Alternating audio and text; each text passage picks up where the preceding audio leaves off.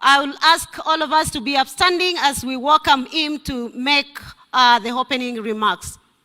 Thank you. Applause for him, please.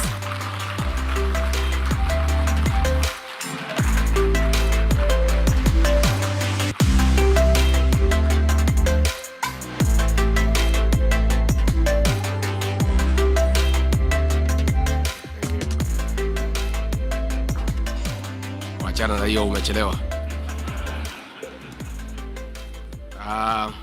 Please be seated.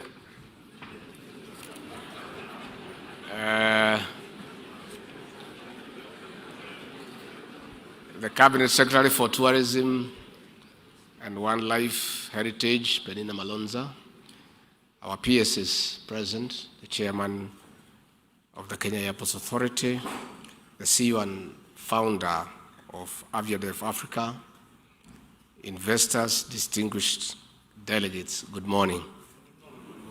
First and foremost, I want to give an apology for being late. It's not my habit. I'm an early riser. I keep time. From where I come from, they say time is money. And I want to apologize. I was late because of the exigencies of duty. My boss, President William Ruto, is out of the country. So I'm the guy who is in charge, so there is too much happening.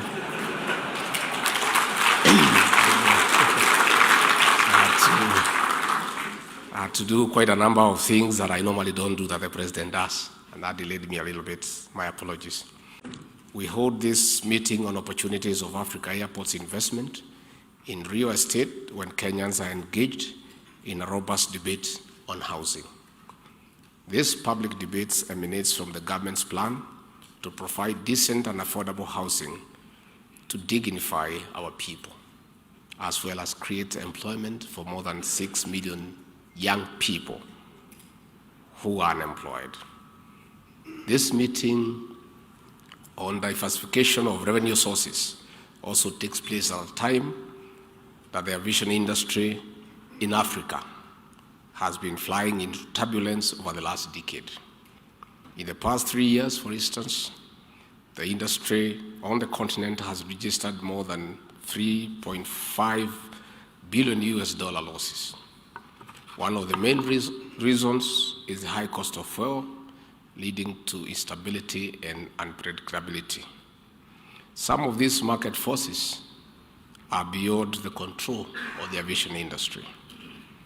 For instance, the COVID-19 pandemic almost shut down the aviation industry, and even here our own Kenya Airways was no exception, and the aviation industry is still seeking to recover from the effects of COVID-19, which was a natural calamity beyond the control of the industry.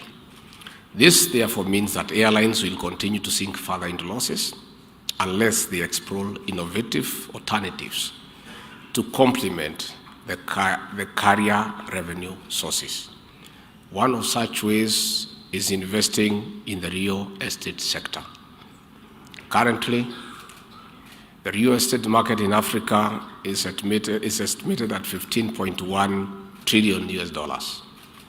Residential real estate alone is about 12.7 trillion, with an approximated annual growth of about 5.88%. The market volume will hit 20 trillion US dollars in the next 5 years. This conversation is therefore a premier platform for you to not only learn from industry peers, but also network. We acknowledge and appreciate Aviadev Real Estate for this key initiative of connecting stakeholders of Africa airports to investors and technical experts. This will spur fast, reliable, and efficient connectivity across the continent. In conclusion, I want to wish you a very pleasant stay here in Nairobi and in our great country. And I want to urge you to take time from this workshop to sample the Kenyan tourism and hospitality. The Masai Mara is the 8th wonder of the world. It's not far from here. If you get some time, you can go and see the big 5. But be careful with the lions. so that you remain safe to venture into real estate. You cannot venture into real estate if you have some quarrel with our lions. I also want to take this opportunity to assure you that Kenya is the destination of choice in matters investment. To start with, Kenya is the anchor state in matters peace and stability in a very volatile region, the Horn of Africa. We boast of excellent security here in Nairobi and elsewhere in the country. You are aware that in this continent of Africa, it is this country that hosts the United Nations because of the peace and stability in the country and because the country is very secure. Again, I want to invite you to invest in this country, in real estate, because labor is not expensive. We have a very vibrant workforce with good work ethics. The Kenyan people are workaholics. They work hard and they take pride in their achievements. Again, this country is enjoying for the first time an administration that is focused and that has done away with the bureaucracy and red tape to encourage investment. All our agencies, all our cabinet secretaries have clear and equivocal instructions from the president not to subject investors into unnecessary bureaucracy and red tape. So, in conclusion, I want to once more welcome you to the city. I want to assure you that you have the right environment to invest here. I want to assure you that what you are trying to do here today is aligned with our election manifesto, the Kenya Kwanza plan, of creating more houses for the urban dwellers. We are saying here in Kenya, the future is urban, and we don't have enough houses. So the market is huge. The market is big. Please look around, put your dollars somewhere, sterling pound, and come here. And if you get stuck in one way or another, look for me. I'm an easy guy. I'm available 24/7. And that is a business I do for the president. My work is to unlock things that are not moving. If there is any challenge anywhere in this government, I'm the guy who unlocks everything and makes sure that things are smooth. And more so for people who come to invest here.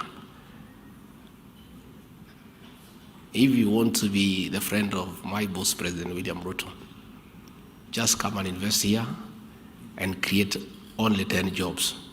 The president will look for you and call you for tea. Anybody. So, anybody who creates employment here is our friend, because we have a huge problem in terms of unemployment. Again, as I've told you, we have a serious problem with housing. So you are in the right place, at the right time, in the right environment. The ball is in your court. This conference is late. It should have happened yesterday. With those few remarks, thank you very much. May God bless you. Asanteni sana. Please rise for the Deputy President.